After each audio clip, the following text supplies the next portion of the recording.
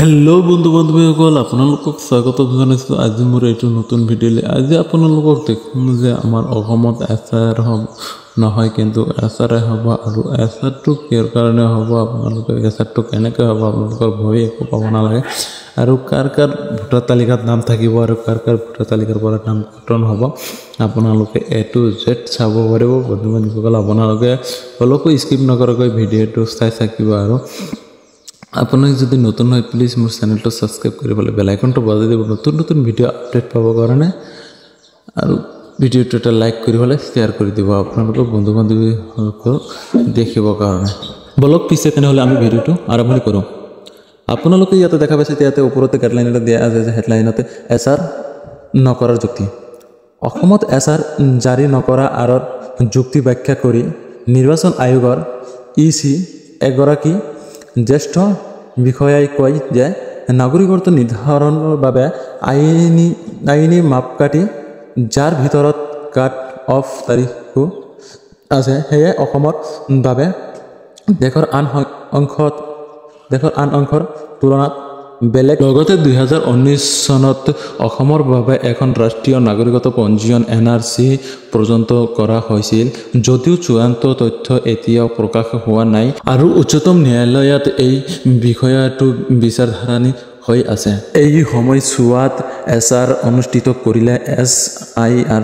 এছআৰ আৰু এনআৰচি তথ্যৰ মাজত বিষয় সৃষ্টি হ'ব আপোনালোকে নিশ্চয় বুজি পাইছে যে এছআৰ কিহৰ কাৰণে নহয় আমাৰ অসমত এছআৰটো কিহৰ কাৰণে নহয় এনআৰচিৰ কাৰণেহে নহয় কাৰণ 2019তে এনআৰচি চূড়ান্ত হৈ গৈছে আৰু যিহেতু মানে বহুত ধৰণৰ প্ৰব্লেম হৈছে এতিয়া যদি এছআৰ কৰে তেনেহ'লে আৰু অসমত বহুত হুলস্থুল হৈ যাব সেইকাৰণেহে এছআৰ নহয় অসমত এছআৰ হ'ব বন্ধু বান্ধৱীসকল আপোনালোকে কিন্তু একো ভয় নাপাব এছআৰটো একদম ইজি বস্তু হয় আগলৈকে আপোনালোকক এ টু জেড ধুনীয়াকৈ দেখাই দি আছোঁ আৰু ধুনীয়াকৈ কৈ আছোঁ এতিয়ালৈকে যদি মোৰ চেনেলটো ছাবস্ক্ৰাইব কৰা নাই প্লিজ চেনেলটো ছাবস্ক্ৰাইব কৰি হ'লে বেল আইকনটো বজাই দিয়ক নতুন ভিডিঅ' আপডেট পাবৰ কাৰণে আৰু ভিডিঅ'টো এটা লাইক কৰি ফৰা শ্বেয়াৰ কৰি দি দিয়ক আপোনাৰ সকলো বন্ধু হাতত যাতে চাব পাৰে ধুনীয়াকৈ ভিডিঅ'টো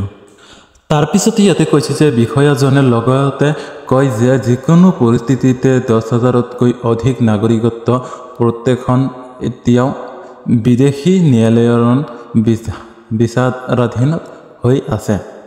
আপোনালোকে নিশ্চয় এতিয়া বুজি পাইছে যে একচুৱেলি এছআইআৰটো কিহৰ কাৰণে নহয় আপোনালোকে ধুনীয়াকৈ ইয়াতে বুজি পাইছে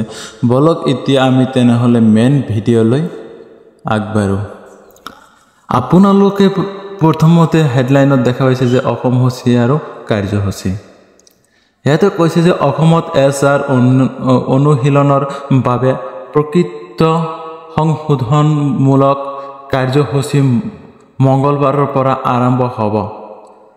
তাৰ পিছত 22 নৱেম্বৰৰ পৰা 20 ডিচেম্বৰলৈকে প্ৰকৃত সংশোধন কৰা হ'ব এখন সংসদ খচৰা ভোটাৰ তালিকা 27 ডিচেম্বৰত প্ৰকাশ কৰা হ'ব তাৰ পিছত 27 ডিচেম্বৰৰ পৰা 22 জানুৱাৰী 2026লৈকে দাবী আৰু আপত্তি দাখিল কৰাৰ সময়সীমা থাকিব এইবোৰ 2 ফেব্ৰুৱাৰীৰ ভিতৰত নিষ্পত্তি কৰা হ'ব আৰু চূড়ান্ত তালিকাখনত 10 ফেব্ৰুৱাৰীত প্ৰকাশ কৰা হ'ব ইয়াতে ধুনীয়াকৈ কৈ দিছে যে 22 নৱেম্বৰৰ পৰা আপোনালোকৰ 22 নৱেম্বৰৰ পৰা এছআৰ আৰম্ভ হ'ব 20 ডিচেম্বৰলৈকে চলি থাকিব ইয়াৰ ভিতৰত কিন্তু আপোনালোকে একচুৱেলি সকলো তথ্য দিব লাগিব আৰু এটা কথা কিন্তু বিএলএ সকলো ঘৰে যাব আপোনালোকক ক'তো যাব নালাগে বন্ধু বান্ধৱীসকল আপোনালোকৰ ঘৰত বহি থাকিলে হ'ল নিজৰে বিএলএ যাব আপোনালোকে ধুনীয়াকৈ তাতে তথ্যখিনি দি দিব বিয়লি একচুৱেলিতে মই আগৰ ভিডিঅ'টো দেখাই দিছিলোঁ বিয়লি কিন্তু এটা ঘৰত 3বাৰকৈ যাব লাগিব যদি একবাৰ যায় মানুহ নাপায় 2বাৰ যায় মানুহ নাপায় 3বাৰলৈকেহে যাব লাগিব কিন্তু বিয়লি যদি নাযায় তেনেহ'লে আপোনালোকে বিয়লিৰ ওপৰত একশ্যন ল'ব পাৰিব বন্ধু বান্ধৱীসকল আপোনালোকে এইবিলাক লৈ একো টেনশ্যন ল'ব নালাগে বিয়লি আপোনালোকৰ ঘৰত যায় আপোনালোকৰ তালিকাবিলাক চাই পেলাই কাৰ নাম আছে কাৰ নাম নাই আৰু মৃত্যু ব্যক্তিৰ নাম যিবিলাক আছে সেইবিলাক কিন্তু কাটি ল'ব আৰু যিবিলাক মানুহে একচুৱেলি বাহিৰত আছে যেনিবা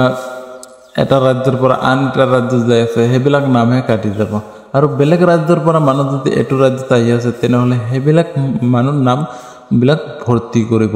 আপোনালোকে একো টেনশ্যন নল'ব নালাগে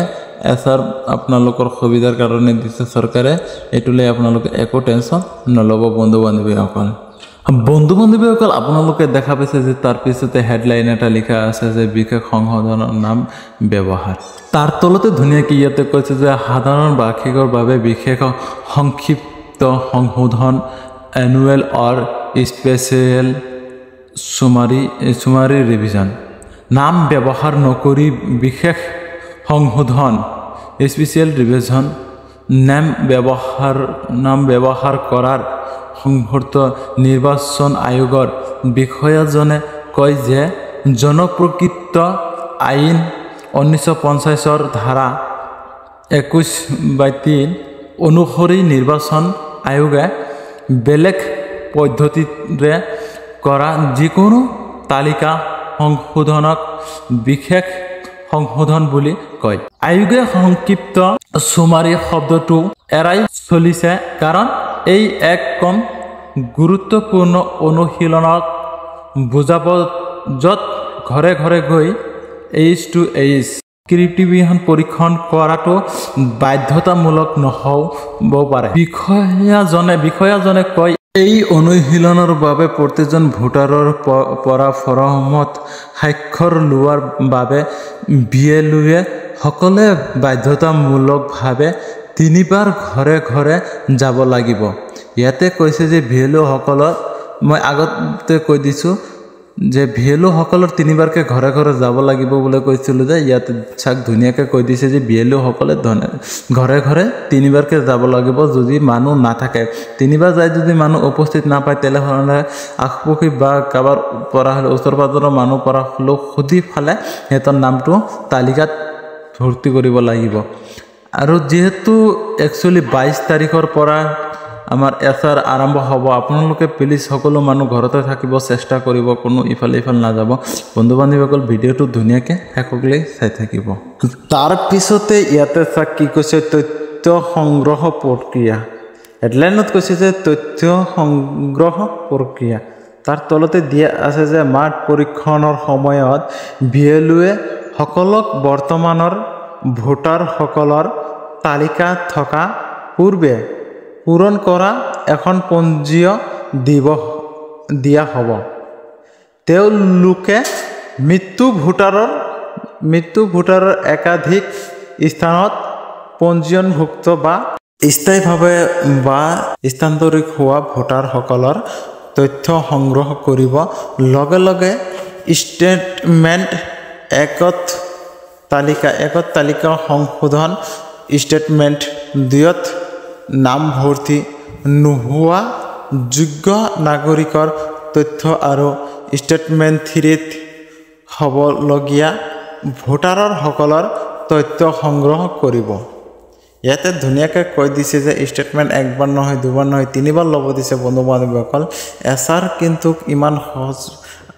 য'ত দিব বুলি কোনো ভাবাও নাছিল আপোনালোকে একো টেনশ্যন ল'ব নালাগে বন্ধু বান্ধৱীসকল কাৰো ভোটাৰ তালিকাৰ পৰা নাম কাটা নাযায় ইয়াতে কৈছে যে স্থানীয় কোনো মানুহৰ ভোটাৰ তালিকাৰ পৰা নাম কাটা নাযায় যে মৃত্যু ব্যক্তিৰহে ভোটাৰ তালিকাৰ পৰা নামটো কাটি দিব কাৰণ বহুত মানুহৰ নাম